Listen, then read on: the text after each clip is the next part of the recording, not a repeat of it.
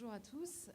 Nous allons donc parler pendant cette première table ronde, qui n'est pas une table et qui n'est pas ronde, mais du scandale du planning familial aux États-Unis, dont vous avez sans doute entendu parler. Malheureusement, en juillet dernier, une première vidéo tombait et révélait que le planning familial vendait des organes de fœtus avortés pour la recherche. À l'origine de ces révélations, il y avait un groupe de militants pour la vie qui étaient également journalistes préoccupés par les questions d'éthique. Et deux d'entre eux se sont fait passer pour des représentants d'une société biotechnologique et ont filmé leurs entretiens avec différents responsables du planning familial aux États-Unis. Au total, ce sont 7 vidéos qui sont sorties et qui ont révélé des pratiques assez atroces et qui ont notamment fait scandale aux États-Unis.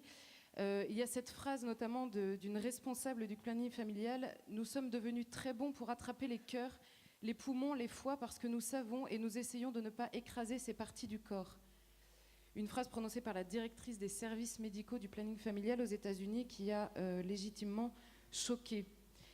Alors au lieu de se défendre, mission assez impossible, convenons-en, le planning familial a affirmé qu'il ne faisait aucun profit sur ces opérations et dès lors la loi américaine ferme les yeux.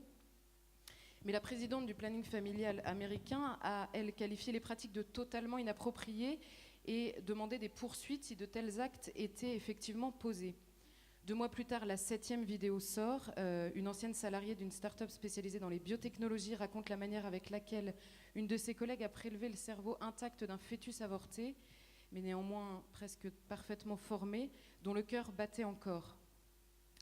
La situation aux États-Unis est un peu différente d'en Europe parce que le planning familial aux États-Unis notamment détient 700 cliniques dans lesquelles se pratiquent des avortements, ce qui n'est pas le cas en France. En France, le planning familial se limite à la prévention.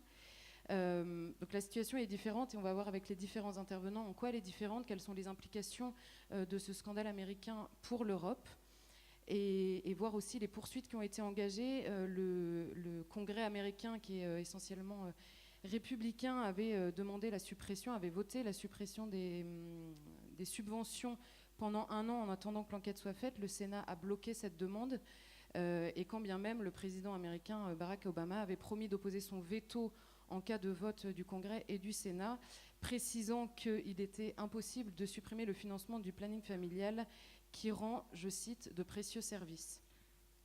Donc on va d'abord commencer par regarder une vidéo qui nous présente un petit peu ce scandale aux États-Unis avant de laisser parler nos intervenants.